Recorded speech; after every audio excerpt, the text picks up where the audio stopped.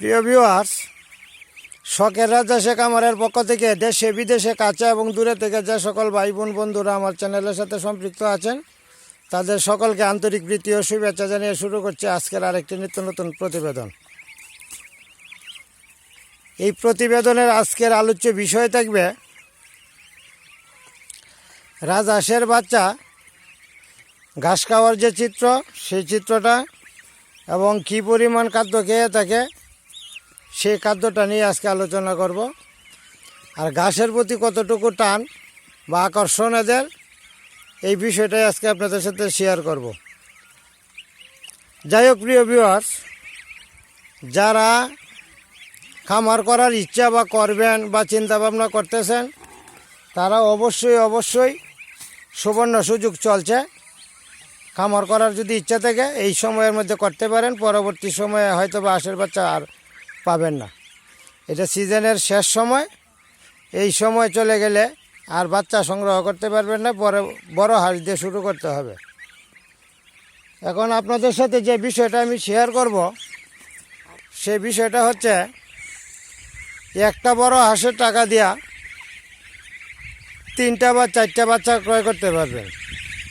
সুতরাং বাচ্চা ক্রয় করে খামার করাটা সবচেয়ে ভালো। খরচ কম হবে, টাকা কম লাগবে, সংখ্যায় বেশি বৃদ্ধি পাবে। বড় হাঁস যদি কিনেন তাও 1 বছর পরেই ডিম দিবে, আর বাচ্চা যদি কিনেন 1 বছর পরেই ডিম দিবে। যাই হোক প্রিয় ভিউয়ার্স, রাজহাঁসের বাচ্চা কিন্তু ঘাসের জন্য পাগল। ঘাস ওরা বেশি পছন্দ করে, আর ঘাস খাদ্যের জন্য যখন এই যে ছুটাছুটি করতেছে, ঘাস এদেরকে পর্যাপ্ত পরিমাণে দিতে হবে। যদি ঘাস দিয়ে থাকেন তাহলে দানাদার খাদ্যটা কম লাগবে এবং স্বাস্থ্যের দিকেও ভালো থাকবে। দাদা দেখেন, ঘাস খাওয়ানোর জন্য এই যে বাচ্চাগুলিকে একসাথে করে নিয়ে যাইতেছে। এইটা হলো একটা গ্রুপ, আর একটা গ্রুপের বাচ্চা আরেকজনে নিয়ে যাইতেছে। সেইটা আমি আরেকটা ভিডিওতে আমি আপনাদেরকে দেখাইতেছি। এই যে দাদাকে দেখাইতেছি, এইখানে আর একটা বাচ্চার গ্রুপ এইখানে আছে। এটা আমার ভাইগনা নিয়ে গেছে, এটাও আমি আপনাদের সাথে শেয়ার করব। দেখেন এই যে ঘাসগুলি খাইতেছে, ঘাসের প্রতি এদের আকর্ষণ বেশি, টান বেশি। দানাদার খাদ্যের চেয়েও ঘাসের টানটা বেশি। আর আমি কিন্তু মূলত ফিড খাবারটা ছোটো থেকে দিয়েছি। এখনও ছোটো বাচ্চা যেটা আছে এটাকে বাছাই করে অল্প পরিমাণে দেওয়া থাকি, কিন্তু বেশি পরিমাণে ফিড খাবার দেই না। 2বার দিই, সকালে একবার ছাড়ার পূর্বে দিই, আর একবার রাত্রে সন্ধ্যার পর ঘরে তোলার কিছুক্ষণ পরেই দেওয়া থাকি। এর অর্থটা হলো এইটা, ফিড খাবারটা যদি কম খায় তাহলে এদের গরম স্ট্রোক করার সমস্যা হবে না। এই নামতেছে সমস্যা হবে না, এইটা হইলো বড় বিষয়। আর যদি দানাদার খাদ্যটা বেশি দেন, স্ট্রোক করার সম্ভাবনা থাকে বেশি।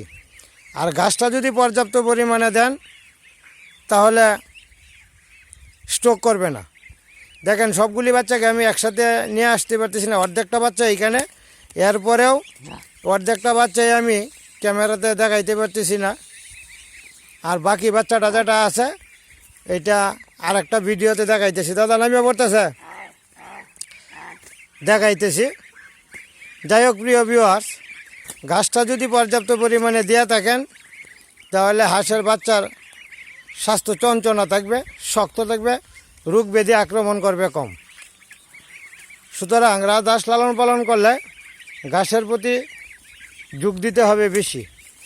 যদি আপনার পর্যাপ্ত পরিমাণে ঘাস না থাকে তাহলে রাজহাঁসের খামার করবেন না।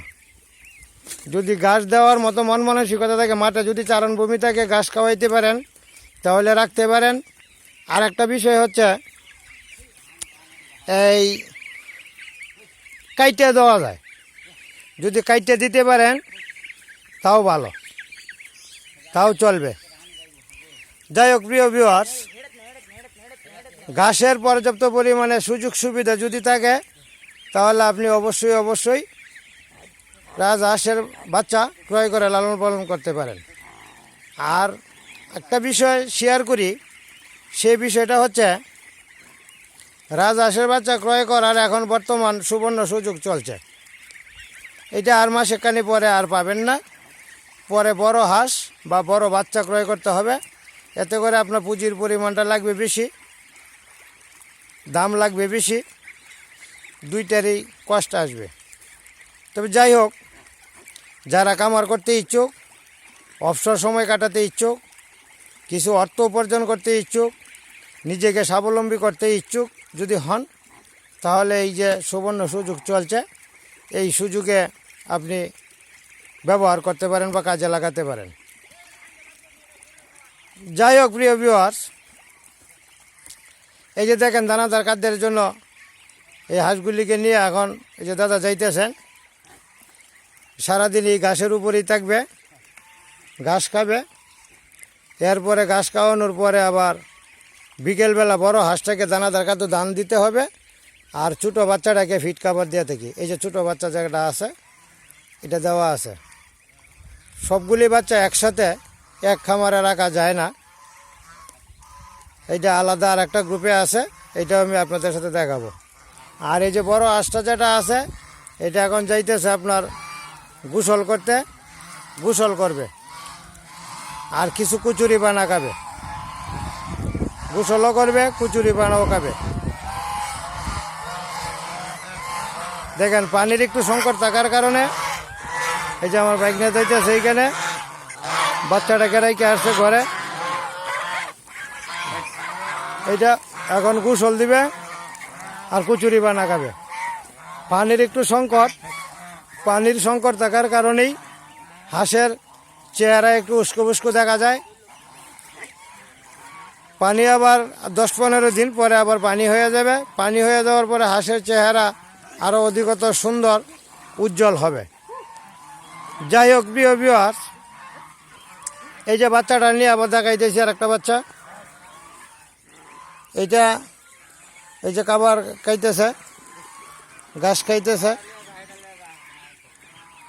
এই বছর আমার মোটামুটি টার্গেট আছে 600-র মতো করার।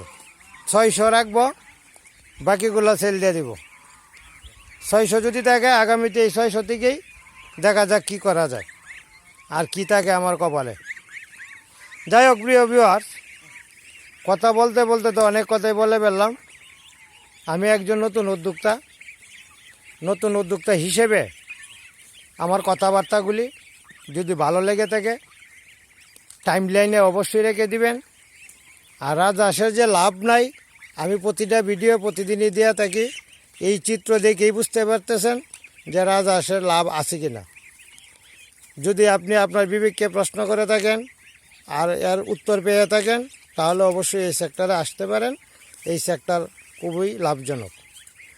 আপনি বেশি লাগবে না, কয়েকটা হাঁস দিয়ে শুরু করেন, লালন পালন করেন, দেখবেন এক সময় আপনি প্রতিষ্ঠিত হয়ে যাবেন।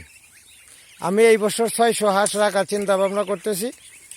আমার সবচেয়ে বড় বিষয়টা হলো এই 600 হাঁস আগামীতে কী দিবে আমাকে আমি জানি না, তবে 600 হাঁস যখন বড় হবে তখন আমার একটা পুঁজি হয়ে দাঁড়াবে।